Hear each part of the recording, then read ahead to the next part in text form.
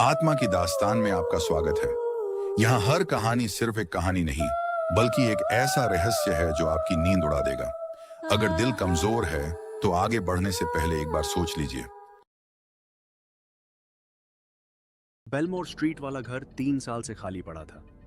इससे पहले कि डैनी रेयस अपनी गर्लफ्रेंड क्लेयर के साथ वहां रहने आया, ये 2 मंजिला कॉलोनियल घर था। दीवारों का सफेद रंग जगह जगह से उतर चुका था। वैसा घर जिसे पड़ोसी बहुत अच्छा सौदा कहते थे, बिना ये बताए कि आखिर इतनी कम कीमत क्यों थी। डैनी ने कोई सवाल नहीं पूछा। वह 26 साल का था, किराए पर रहते रहते थक चुका था, और इस घर की कीमत बाकी पूरे इलाके से आधी से भी कम थी। क्लेयर को चारों तरफ बरामदे वाला पोर्च पसंद आया। बस इतना ही काफ़ी था दोनों के लिए। वे अक्टूबर के एक रविवार को घर में शिफ्ट हुए और अगले वीकेंड तक भी हॉलवे में डिब्बे रखे हुए थे जब क्लेयर की बहन मेग शराब की एक बोतल लेकर आई और साथ में अपनी बाह के नीचे दबाई हुई एक उइजा बोर्ड, जो उसने 2 कस्बे दूर एक एस्टेट सेल से खरीदा था। वह पुराना बोर्ड था, किनारों की पॉलिश घिस चुकी थी, अक्षर फीके पड़कर हल्के सुनहरे हो गए थे और प्लैंचेट के फेल्ट पैड गायब थे, जिसकी वजह से वह लकड़ी पर लकड़ी रगड़ते हुए चलता था। मेग को लगा ये मज़ेदार होगा, घर में गृह प्रवेश का एक मजाक। नए घर से पूछो कि उसे इन दोनों के बारे में क्या लगता है। डैनी ने हंसी में उड़ा दिया, लेकिन क्लेयर की उत्सुकता जाग गई और दूसरे गिलास शराब के बाद उत्सुकता जीत गई। उन्होंने कॉफ़ी टेबल खाली की, 2 मोमबत्तियाँ जलाईं, क्योंकि मेग की जिद थी कि ऐसा ही करना सही तरीका है, और तीनों लिविंग रूम के फर्श पर पालथी मारकर बैठ गए, उंगलियां हल्के से प्लैंचेट पर टिकाकर। क्या यहाँ हमारे साथ कोई है? मेग ने पूछा, उसी अंदाज में जैसे लोग तब बोलते हैं फिर साइन टेरते हैं जब उन्हें खुद पूरा यकीन नहीं होता कि वे क्या कर रहे हैं, फिर भी यकीन दिलाना चाहते हैं। प्लैंचेट काफ़ी देर तक स्थिर रहा, फिर वह हिला, धीरे, सोच समझकर, जैसे कोई चीज़ नींद से जागकर खुद को घसीट रही हो, बोर्ड के उस कोने की ओर जहां लिखा था यस। क्लेयर ने सबसे पहले अपना हाथ खींच लिया, घबराई हुई हंसी के साथ, जिद करते हुए कि उन दोनों में से किसी ने इसे धकेला होगा। मेग ने कसम खाई कि उसने नहीं किया। डैनी ने कुछ नहीं कहा, क्योंकि उसे भी वही महसूस हुआ था, धक्का नहीं बल्कि एक खिंचाव, जैसे उस प्लास्टिक के त्रिकोण का अपना ही कोई वजन हो जो उनमें से किसी का नहीं था। वे आगे बढ़ते रहे। यही अगर कोई एक गलती थी पूरी घटना में, तो यही थी। वे आगे बढ़ते रहे। मेग ने पूछा, कौन है वहां? बोर्ड ने 4 अक्षर लिखे, बिना जल्दबाजी के, ईजी रहा। उन्होंने पूछा, एजरा की मौत कैसे हुई? बोर्ड धीरे धीरे एक चक्कर में घूमा, फिर रुक गया अंक 1897 पर। सीधा जवाब नहीं, लेकिन मेग ने इसे साल स्वा और किसी नाम का सा जुहा हुआ साई पूरी फास्ट हुआ शंग व्यादा असली महसूस करा गया। डैनी रुकना चाहता था, क्लेयर भी रुकना चाहती थी, लेकिन मेग नशे में और उत्साहित एक आखिरी सवाल पूछ बैठी। वही सवाल जो किसी भी अविश्वसनीय बोर्ड से कभी नहीं से पूछना चाहिए।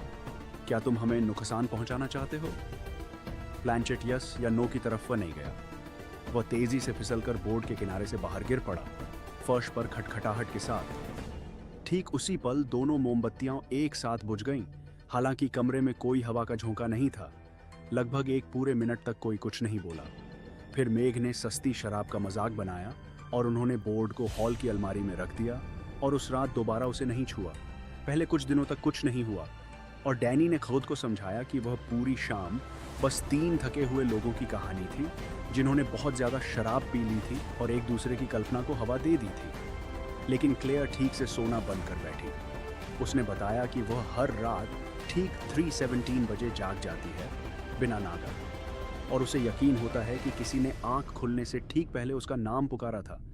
डैनी ने खुद एक रात घड़ी देखी, यह साबित करने के लिए कि वह गलत है, और देखा कि डिस्प्ले 316 से 317 पे बदल गया। ठीक उसी वक्त जब बेडरूम का दरवाज़ा, जिसे उसने बंद किया था, इसका उसे पूरा यकीन था, कुछ इंच खुला हुआ था। बाहर के गलियारे में सिवाय अंधेरे के कुछ भी नहीं दिखा रहा था। फिर वह गंध आई, एक हल्की खट्टी धातु जैसी गंध, जैसे पुराने तांबे के सिक्के, जो हॉल की उस अलमारी से अचानक उठती जहां बोर्ड रखा था, और घर में कहीं और नहीं। क्लेयर ने दूसरे हफ्ते के बाद उस अलमारी के पास जाना बंद कर दिया। डैनी खुद को समझाता रहा कि यह फफूंदी है, पुराने पाइप हैं, कोई समझाई जा सकने वाली वजह है। यहाँ तक कि जब वही गंध उसका पीछा करने लगी, दूसरे कमरों में भी हल्की तांबे जैसी लकीर छोड़ते हुए, जहाँ बोर्ड कभी गया ही नहीं था। आखिरकार मेघ टूट गई। वह एक शाम वापस आई, माफ़ी मांगते हुए कहा कि वह इजरा के बारे में सोचना बंद नहीं कर पा रही, और उसने काउंटी के पुराने रिकॉर्ड जितना पीछे जा सकते थे उतना खंगाला और पाया कि 1877 में एजरा होल्ट नाम के एक किसान के बेटे की उसी ज़मीन पर मौत हुई थी, मौजूदा घर बनने से भी पहले, जिसे पुराने रिकॉर्ड अस्पष्ट रूप से दुर्घटना कहते थे, एक कुएं से जुड़ी हुई, जिसे बाद में पाटकर उस पर सड़क बना दी गई थी। मेघ ने धीमी और पीली आवाज में कहा, कहीं उनके नए ड्राइववे के नीचे। उन्हें वहीं रुक जाना चाहिए था, इसके बजाय जो शुरू किया था उसे खत्म करने की एक अजीब जिद के चलते उन्होंने आखिरी बार बोर्ड निकाला, सिर्फ डैनी और क्लेयर। एक शुक्रवार की देर रात, घर में अंधेरा था सिवाय लिविंग रूम के एक कोने में जलते अकेले लैंप के। इस बार उन्होंने मोमबत्तियां नहीं जलाई। वे पहली रात जैसा नाटक दोहराना नहीं चाहते थे, वे बस जवाब चाहते थे और फिर इस सब को खत्म करना चाहते थे। उन्होंने पूछा, एजरा क्या चाहता है? इस बार प्लैंचेट में पहली रात जैसी धीमी हिचकिचाहट नहीं थी। वह हिंसक झटकों के साथ तेजी से बोर्ड पर दौड़ने लगा, एक ही शब्द बार बार लिखते हुए, हर बार पहले से तेज। OUT, OUT, OUT। क्लेयर ने अपनी उंगलियां प्लैंचेट से हटाने की कोशिश की। वह नहीं हटा पाई।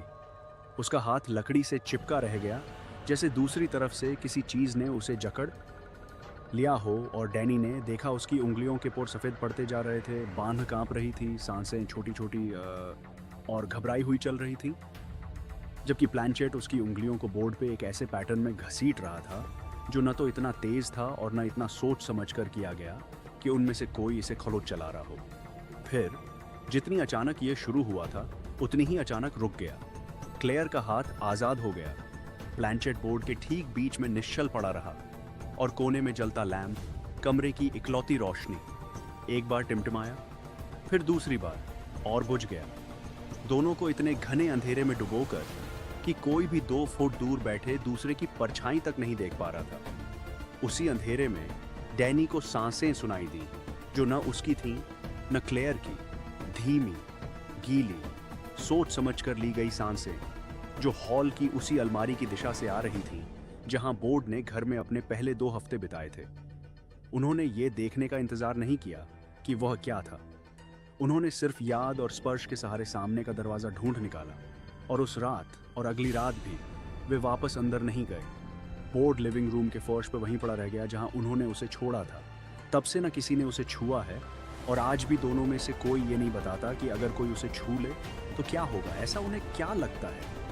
बेलमोर स्ट्रीट वाला घर फिर से बिक्री के लिए है। 8 महीने से बाजार में पड़ा है। लिस्टिंग में न कोई कुएं का जिक्र है, न किसी नाम का, न किसी साल का। बस इतना लिखा है कि कीमत घटा दी गई है, बेचने वाले जल्द सौदा करना चाहते हैं, और घर दिखाने का समय रात के अलावा कभी भी तय किया जा सकता है।